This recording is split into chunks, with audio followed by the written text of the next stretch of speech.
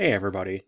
So we aren't going to be meeting in our regularly scheduled virtual class today. I don't know if you guys have heard, but obviously Blackboard's been having some issues dealing with the numbers of logins and things. So I wanted to put this video together with you so that we could at least review the free response question from last class that I'd asked you guys to take a look at. So my recommendation would be if you would like to have this up in a second tab, just so that as we're going through the video, you can practice with this concept here. So I'm just going to click on this in our Google Classroom from our last meeting. Remember, everything that we do will be posted on Google Classroom, so you always have a place to find the resources to help you prepare for the AP exam. And so the question that we are looking at here deals with the banking system, right, and excess reserves, loans. Right, this is a good review of a couple of macro topics that I think would be important to take a look at here. This is the type of question that I would expect probably to see on this year's modified AP exam. Right, it's a good, short, quick question that handles one topic. There's no graphing involved, so this seems to be like an ideal candidate, to me at least, of what you might expect to see on the AP exam. So we're going to take a second and kind of walk through this question. So if you'd like to have this up in a second tab here, I'm going to go ahead and just walk through the solution with you guys just as a refresher on this concept so that we can make sure that we're reviewing these skills to keep us fresh for the AP exam. All right, so here we're going to go ahead and take a look at this question. So the question talked about Janet Smith depositing $1,000 into her banking account, right, that had come out of her checking. She took her cash, $1,000, and turned it into a deposit into her checking account. So that's really going to be the setup for the first thing that we need to know here for topic number one.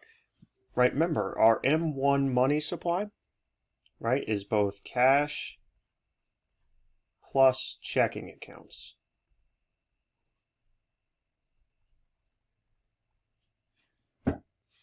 So the key thing that we need to make sure that we understand is that by taking cash and turning it into a checking account, we aren't messing with M1, right? The immediate effect of her deposit for part A is there is no immediate effect on M1. Right? M1, again, includes both cash and checking account deposits. So we're really just talking about two different parts of the same thing, right? It doesn't matter if it's here or here. Both of them added together equal M1. So we're not losing anything. Nothing changes out of M1. There's no immediate effect. So this is a good thing to remember, right? Just to go back and, right, review that definition. What is part of the money supply? Really, and really here, we're only concerned with M1, right? The AP exam isn't going to ask about M2, M3, and so on. So as long as you know that it's cash, checking accounts, right, we also included traveler's checks, right? So just go back and review that definition. But for our purposes, for this question, no immediate effect on M1. Now, part B, right, this is where we need to determine the maximum amount of money First Federal can initially loan out. So we're going to take that $1,000 deposit and multiply by the required reserves. All right, the reserve requirement, required reserve ratio. I'm just going to put RRR here to remind me that that's the required reserve ratio. Right, tells us that the bank has to keep $200 in required reserves. All right, that's how much the bank is required to keep on hand, meaning the next $800 can be loaned out. Right? That's what we call excess reserves. Right? Excess reserves are the basis for banks' lending authority. Right? We have required reserves, right? And we were told in the prompt that that's 20%. So the bank has to keep $200, or that 20%, on hand. That's money that has to sit in the vault to cover people coming in to make withdrawals, to get cash from the bank, things like that. What's excess is what the maximum amount that can be loaned out. So in this case, right, 1,000 minus 200 is 800. That's the excess reserves that are left over. Right, again, pretty simple concept that I know we spent some time reviewing during macro, but a good thing to kind of go back and refresh our memory with.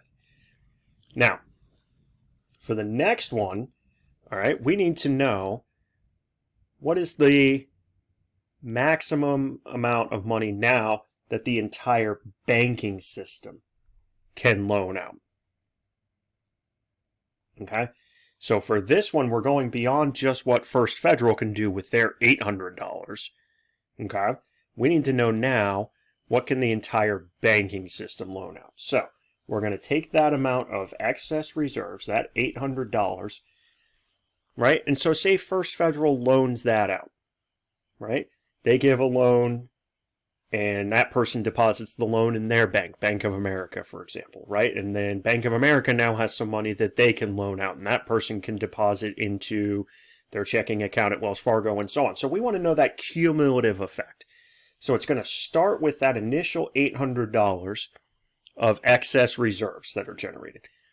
To do this now, right, we need times the money multiplier. Right, remember this concept? The money multiplier tells us the cumulative effect of all of the new loans that can be generated across the entire banking system. So in other words, we're going to do 800 times, right, and our formula is 1 over the required reserve ratio.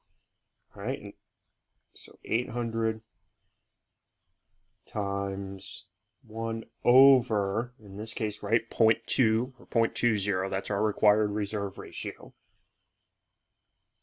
I know I'm kind of going through the math step by step here. Feel free to shortcut this if you understand this concept. I just wanted to show you where all my numbers were coming from here.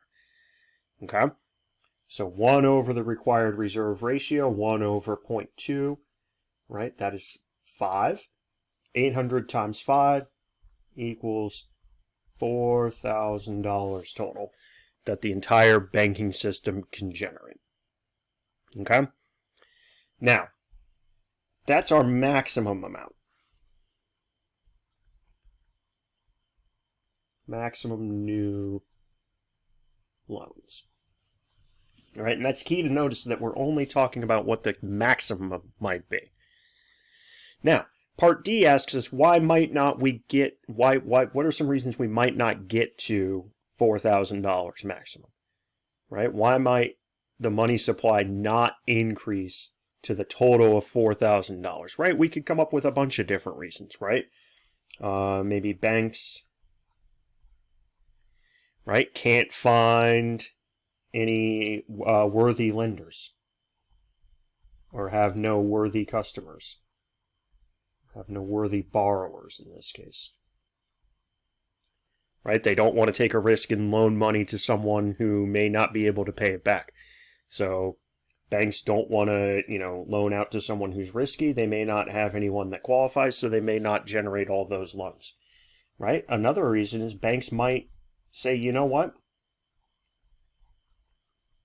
We want to hold some of our excess reserves.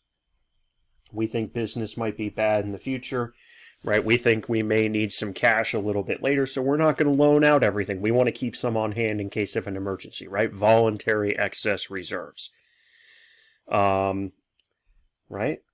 The other thing is customers may not deposit all of this in banks, right? So someone may take out a loan, right? Whoever borrowed this initial $800 may not take that $800 and deposit it into a bank. So customers may hold on to their cash and not deposit into banks. They may not deposit funds from loans into banks. Right, and again, one or all of those I think would be good explanations. What we really want to make sure that we focus on is that we understand that this is just a maximum, right? That $4,000 that we came up with, That's literally, that if everything goes right and it all works out, that's our maximum amount. But there's a couple reasons we may not hit that 4,000. So this is a good concept, like I said, that we may want to go back, spend some time reviewing. Just it's a quick topic that I think people are pretty familiar with. Never hurts to review a little bit, because like I said, I feel like this could be a good potential question for the AP exam. If you want to take a look at, so this came from a previous AP exam, right? Part A was worth a total of 2 possible points, right? 1 for the answer, 1 for the explanation. Part B was also worth 2 points, right? 1 for the answer of $800, right? And 1 for the explanation.